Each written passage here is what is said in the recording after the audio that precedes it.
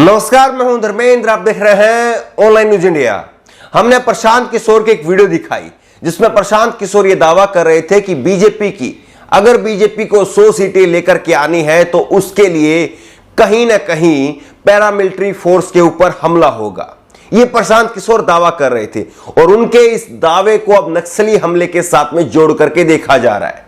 लेकिन एक और बड़ा खुलासा आपके सामने रखेंगे जिसमें एनडीटीवी का एक इंटरव्यू है और इंडिया टुडे की एक रिपोर्ट है और ये दोनों मिलकर के एक बहुत बड़ा खुलासा कर रहे हैं कि किस तरह से क्या वाकई इस हमले के पीछे बीजेपी का हाथ है। एक इंटरव्यू दिखाते हैं, एनडीटीवी का एक इंटरव्यू है जिसमें एनडीटीवी के पत्रकार ने सीआरपीएफ के घायल हुए अधिकारी से बातचीत की है, उनका इंटरव्यू किया है। उस इंटरव्यू में सीआरपीएफ के अधिकारी बता रहे हैं कि कैसे हमारी हर मूवमेंट की, हमारी हर गतिविधियों की जानकारी नक्सलियों के पास में थी। यह अपने आप में बहुत खतरनाक साइन दे रहा है, बहुत खतरनाक संकेत है कि आखिरकार ऐसा कैसे हो रहा था। दूसरा एक खबर आपको दिखाएंगे जिसमें इंडिया टुडे की एक खबर है पहले की, जिसमें यह दिखाया गया है कि बीजेपी का वाइस प्रेसिडेंट उसकी गिरफ्तारी हुई थी क्योंकि वो नक्सलियों को मदद पहुंचा रहा था। इन दोनों खबरों को जोड़ करके आप देखिए कि किस तरह से यह खबर संकेत कर रही है कि क्या वाकई इस घटना के पीछे, नक्सली हमले के पीछे बीजेपी का हाथ है। यह अपने आप में एक बड़ी क्रोनोलॉजी साबित होती हुई दिखाई दे रही है। हमारे पास में इस बात के प्रमाण नहीं है, लेकिन जिस तरह से इन दोनों खबरों को आप जोड़ेंगे तो यह होता हुआ दिखाई दे रहा है। पहले आपको एनडीटीवी का एक इंटरव्यू सुनाते हैं जिसमें यह अधिकारी कह रहा है कि हमारे मूवमेंट की खबरें नक्सलियों तक पहले ही पहुंच गई थी। 2 बार यह अधिकारी इस बात को स्वीकार कर रहा है और हमने आपकी सुविधा के लिए, ताकि आप इस बात की गहराई को समझ सके, इसको 2 बार रिपीट किया है।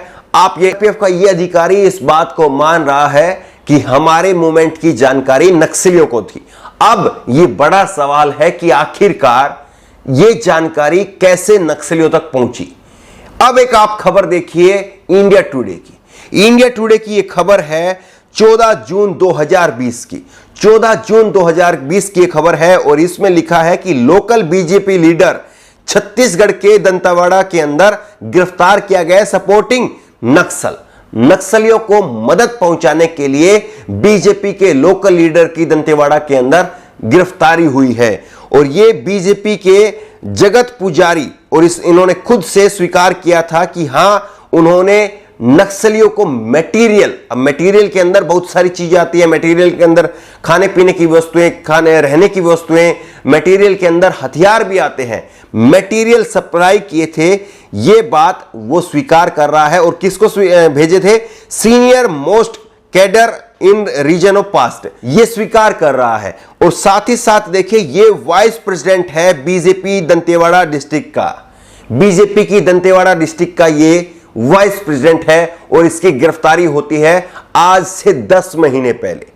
10 महीने पहले इस शख्स की, जो कि बीजेपी का वाइस प्रेसिडेंट है, यह नक्सलियों को मदद पहुंचा रहा था और इस वजह से इसकी गिरफ्तारी होती है। लेकिन अब 10 महीने बाद में सीआरपीएफ के ऊपर इतना बड़ा हमला होता है, 22 जवानों की शहादत हो जाती है। ये जवानों की लिस्ट आप देख रहे हैं। इन 22 जवानों की शहादत हो जाती है, एक जवान अभी गायब है। क्या अब ये जो अधिकारी कह रहे हैं कि हमारे मूवमेंट की खबरें नक्सलियों को पहले से थी? अब समझने वाली बात यह है कि यहां पर एक क्रोनोलॉजी बनती हुई दिखाई दे रही है। क्रोनोलॉजी क्या है? क्रोनोलॉजी यह है कि सीआरपीएफ का अधिकारी कह रहा है कि हमारे मूवमेंट की सारी जानकारियां पहले से नक्सलियों के पास में थी, इनके पास में थी इनकी जानकारियां।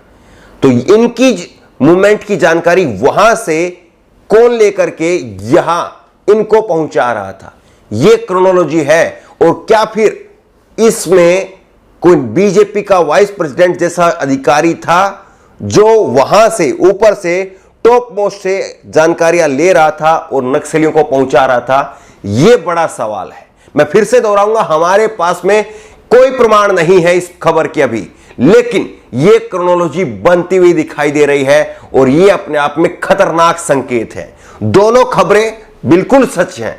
जो एनडीटीवी का इंटरव्यू आपने देखा वो पूरी तरह से सच है और बीजेपी के वाइस प्रेसिडेंट की जो गिरफ्तारी हुई है ये पूरी तरह से सच है। ये अभी पुष्टि नहीं हो पाई है कि क्या वाकई नक्सलियों को जानकारी देने के पीछे बीजेपी का ही कोई नेता है।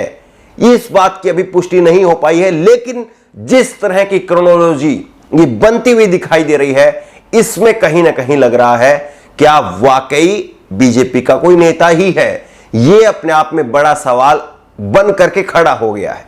लेकिन यह सवाल एक और भी है। सवाल यह है क्या चुनाव के समय पर ही बड़े हमले होते हैं और क्या उन चुनाव के समय पर बड़े हमले होते हैं जहां पर बीजेपी की सरकार फंसती हुई नजर आती है। हमारे सामने 3-4 उदाहरण है। हमारे सामने उदाहरण है 2019 के अंदर पुलवामा का हमला होता है। पुलवामा के हमले के समय पर किस तरह से प्रधानमंत्री नरेंद्र मोदी ने कहा था कि पहला वोट आपका क्या पुलवामा के शहीदों के नाम हो सकता है। यह प्रधानमंत्री नरेंद्र मोदी के शब्द थे।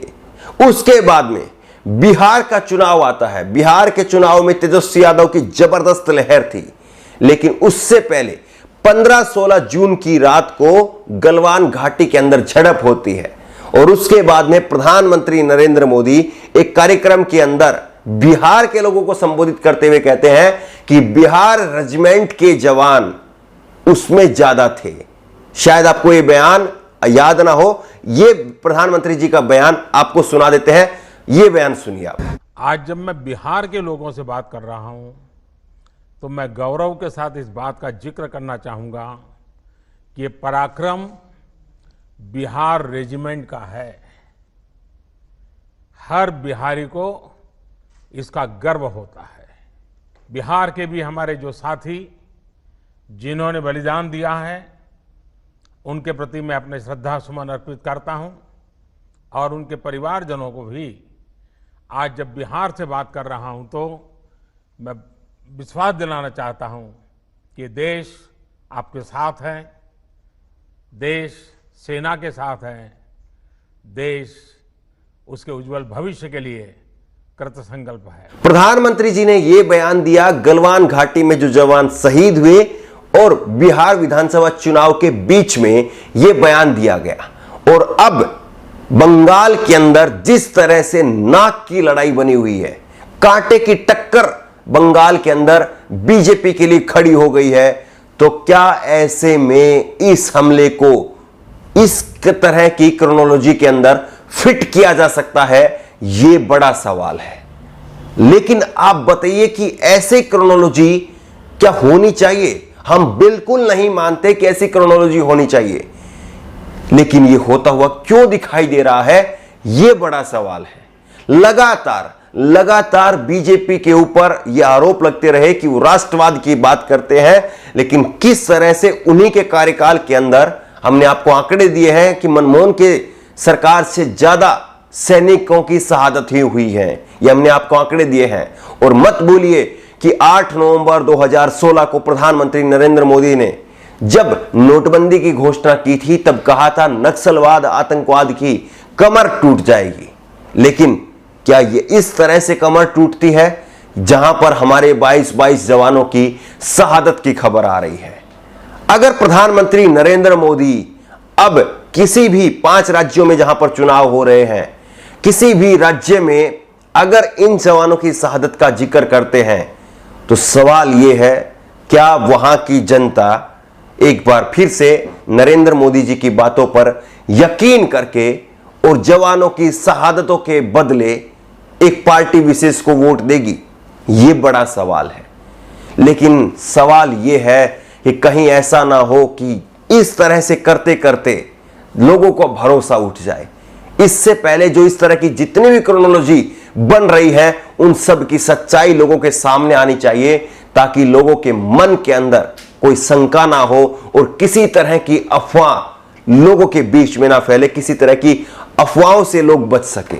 बहरहाल आपको क्या लग रहा है? क्या वाकई आपको लग रहा है कि क्रोनोलॉजी सच है या महज ये सारे एक इत्तेफाक है? आपकी राय क्या है नीचे कमेंट बॉक्स में अपनी राय जरूर दें। और इसी तरह की तमाम खबरों के लिए ऑनलाइन न्यूज इंडिया को सब्सक्राइब करें, साथ में जो बेल आइकन है घंटी है उसको जरूर दबाएं, ताकि जैसे कोई वीडियो अपलोड करें उसकी नोटिफिकेशन आपको तुरंत मिल सके। धन्यवाद। इस खबर को अभी लाइक करें, शेयर करें, अभी चैनल को सब्सक्राइब करें और घंटी जरूर दबाएं।